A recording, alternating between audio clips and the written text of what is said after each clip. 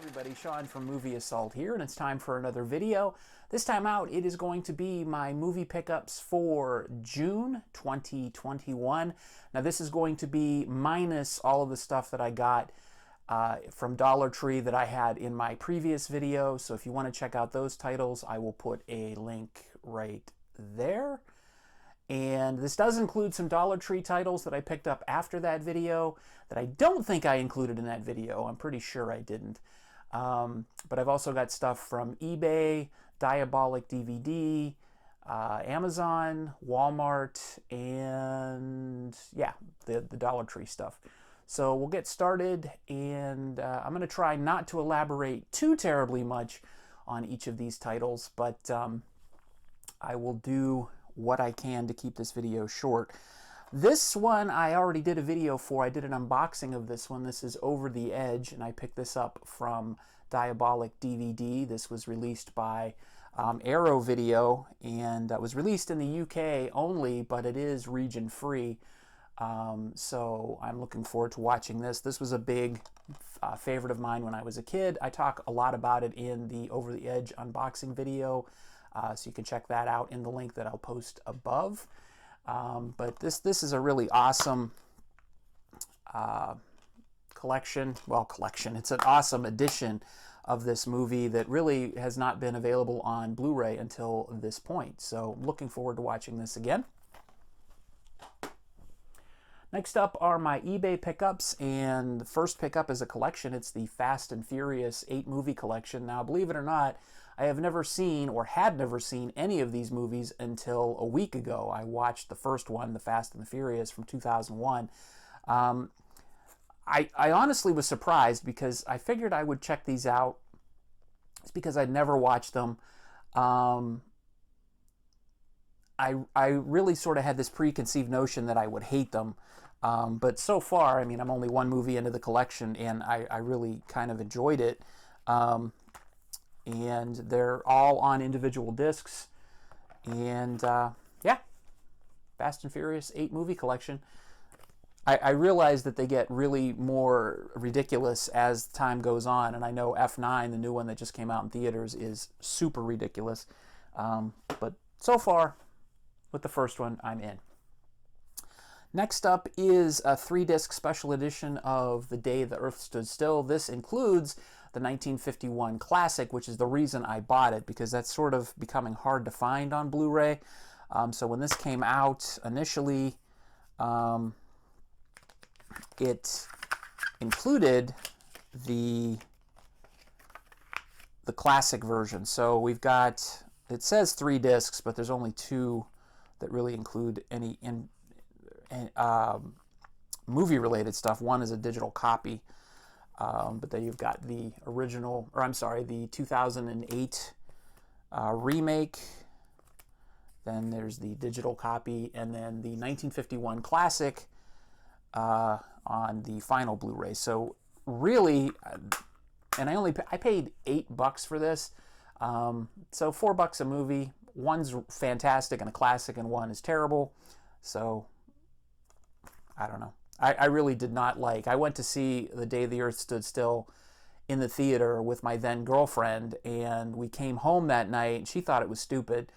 I thought it was stupid, and so we came home that night and we watched the classic, and she's like, "This is so much better," and I'm like, "Yeah, for real."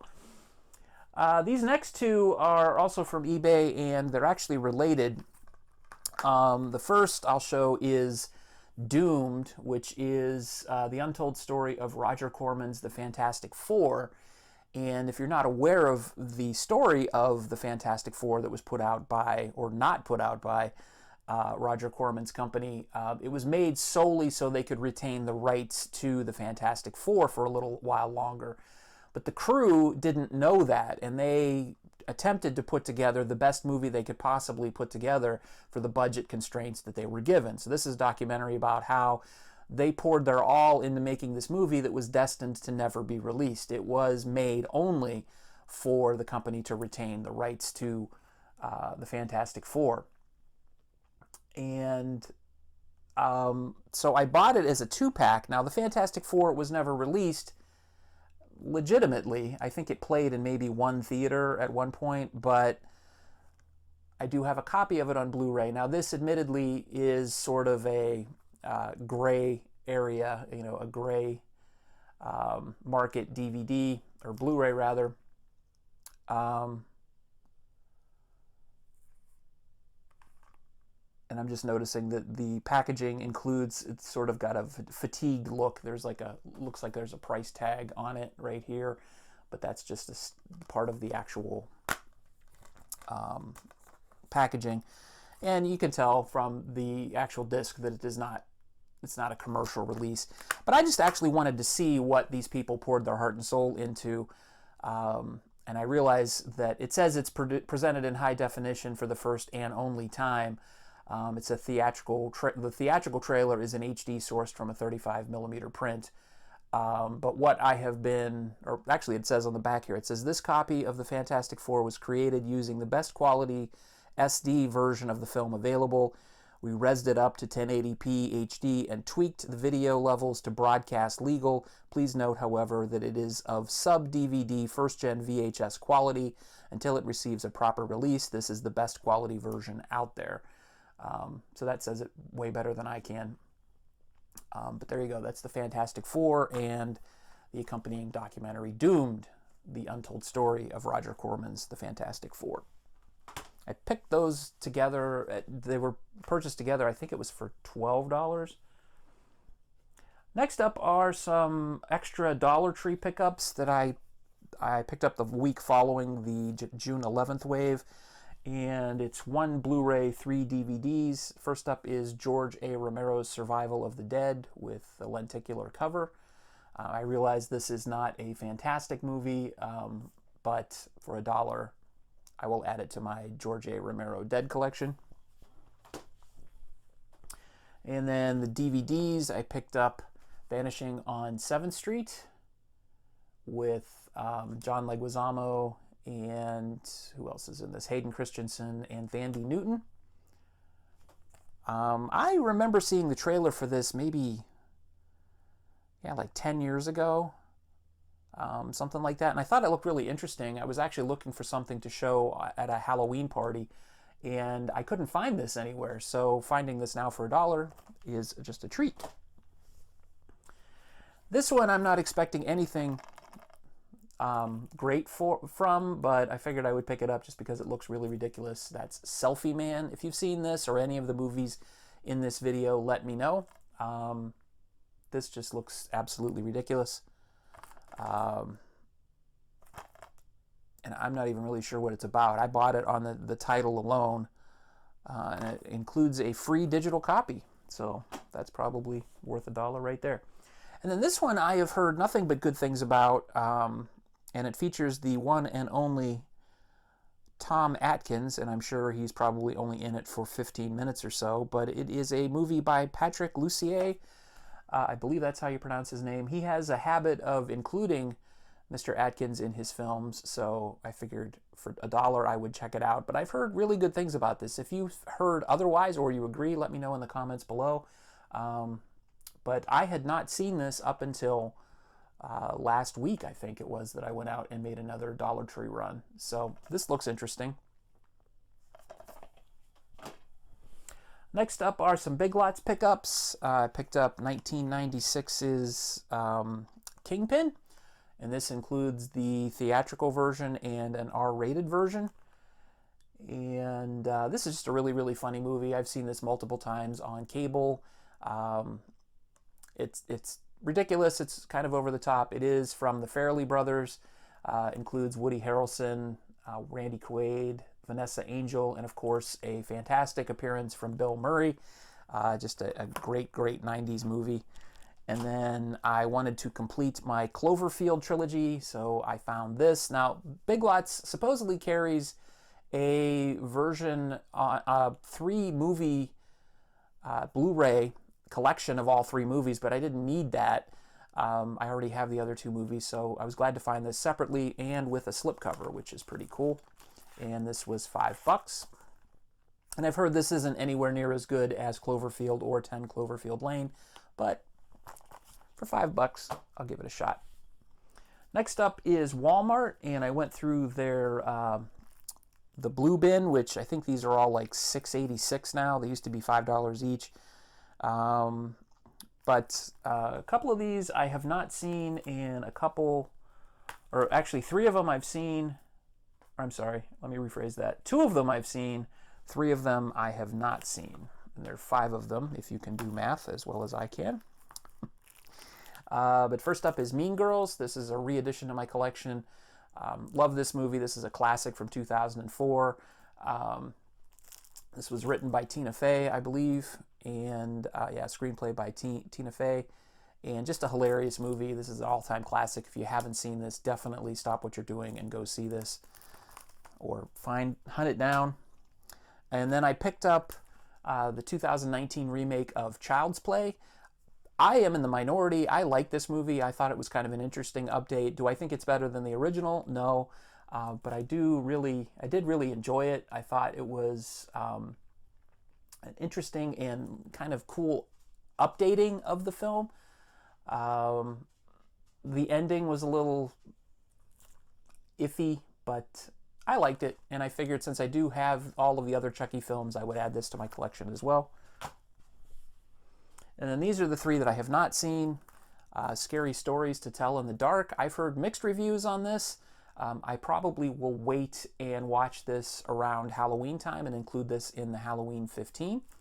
But this is produced by Guillermo del Toro. And this was released in, what year was this released? 2019.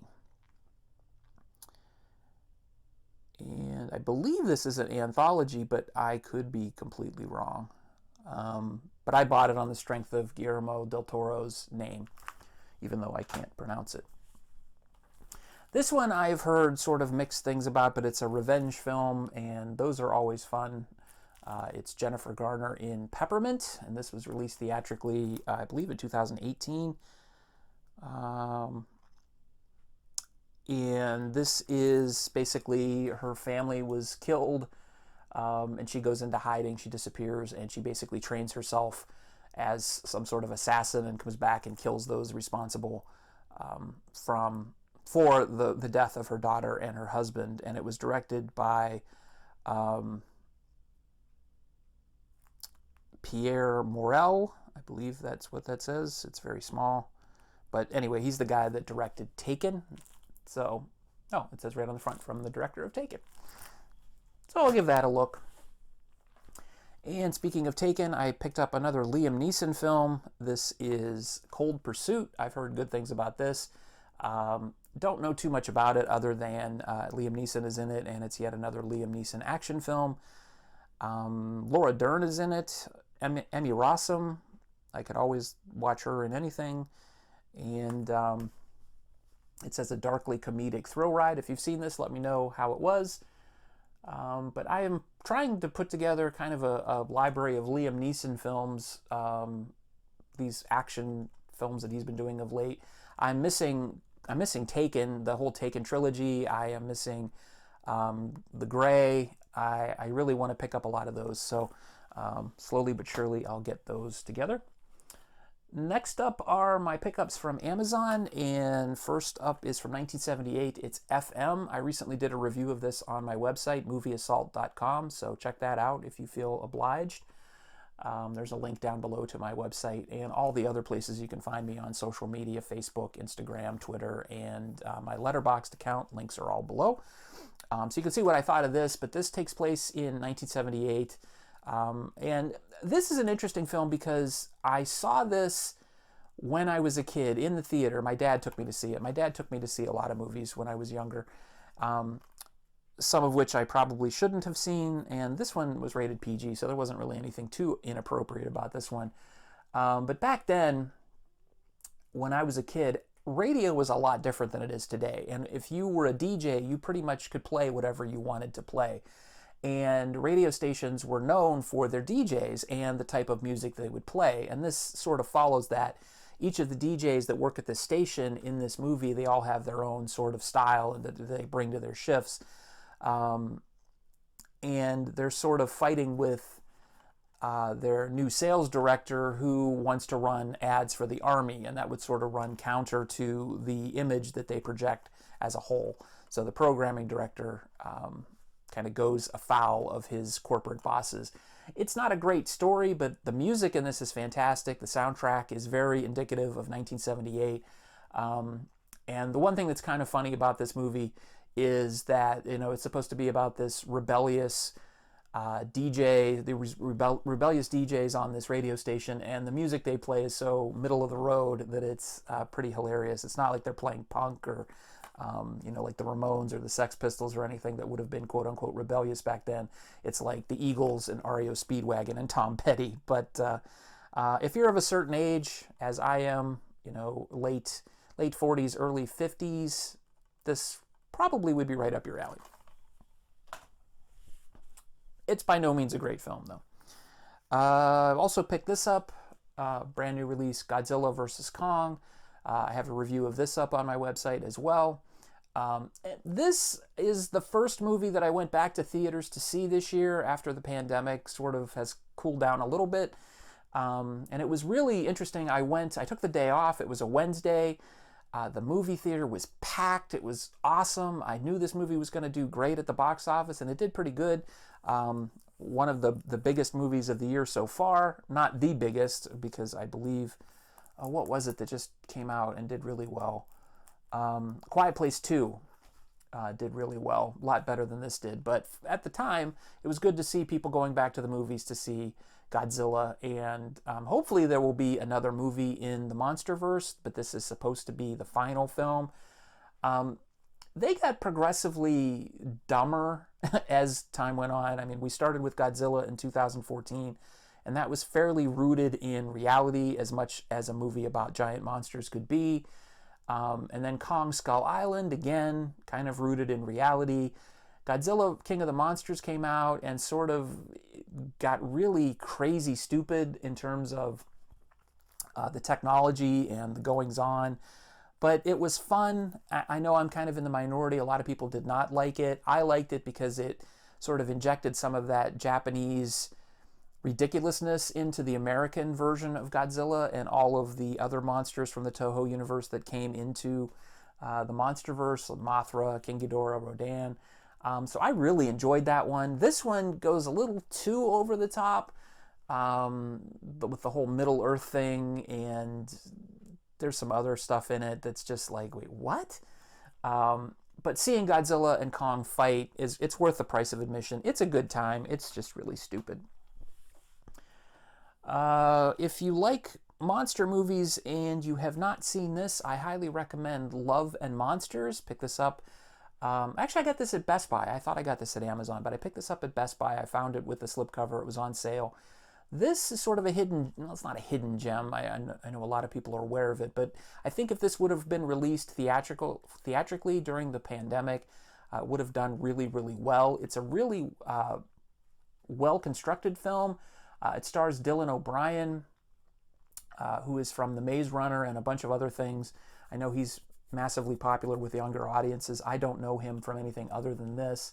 It says, certified fresh from Rotten Tomatoes. This is a really fun film. I also have a review of this on my website. But I really enjoyed this. This is about a guy. It takes place 7 years after this monster apocalypse, I believe is what they call it. But an asteroid is heading towards Earth, and we being the people of the Earth, launch a bunch of rockets to blow it up. And what we don't take into account is the fallout, which goes over the entire planet and morphs all of the insects and animals into giant monsters, and basically signs the death warrant for the human race. So 95% of humanity has been wiped out. The people that live are all living in these underground bunkers called colonies. Well, this kid that's played by Dylan O'Brien, I believe his name is Joel, he is separated from his girlfriend when everything goes down, and then he learns that his girlfriend is in a colony that's 85 miles away, and he decides that he is going to make the trek over the surface where all these monsters can get him to meet his girlfriend. And it's really a fun movie. Michael Rooker's in it for a hot minute. He's really good. The special effects are awesome, and it's really kind of gratifying to watch a movie that's about giant monsters and not have the special effects be the best thing about it. They're great, but the story's really good. The characters are good. The movie's funny. It's a comedy, sort of. It's not really a romance per se, but it does have romantic elements. Just a fun movie. So if you watch anything in this video, take anything away from this video, go see this one or check it out. I say go see it like it's playing down the street. Okay, and then the last thing that I picked up is a TV series, and I picked this up on DVD, not Blu-ray, mainly because the Blu-ray just became out of print, and I really didn't want to pay the extra money to track it down on Blu-ray, so I picked up Freaks and Geeks on DVD. You can see it's in thin cases. I have not opened it yet. This is mine and my wife's, one of our favorite series to watch together. It used to be on Netflix. I believe it's now on Hulu, but rather than have to worry about it not being available on streaming, I just figured I would go ahead and snap it up for, I believe I paid $25 for this, $25 or $29, something like that, which was a lot better than spending $57 or $58 or whatever the Blu-ray copy is circulating for now. And I should have picked it up a little earlier on Blu-ray, but that's what you get when you hesitate. So there you go. That's Freaks and Geeks. If you haven't checked out that series, check it out on Hulu. It's just a really good coming-of-age film from around the time that I was the same age as the characters in this. This takes place in the 80s, and I was about the same age as the characters in this at the time. So it's just sort of, the music in it is really good. The acting is really good. The cast is fantastic. You've got James Franco, Seth Rogen. Oh geez, who else is in this? My brain is going blank. Busy Phillips, Jason Segel, and I'll put the rest scrolling below because I can't remember, and I should have written it down or looked it up, but my brain is completely fogged. But yeah, just an excellent series. Really funny, touching, good stuff.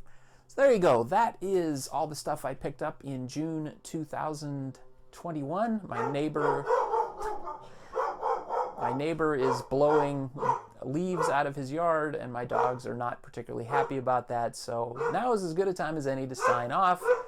I apologize if you're wearing headphones. So yeah, thanks for watching, everybody. Thanks for everybody who subscribed recently. If you haven't done so already, please do so. Click the subscribe button below.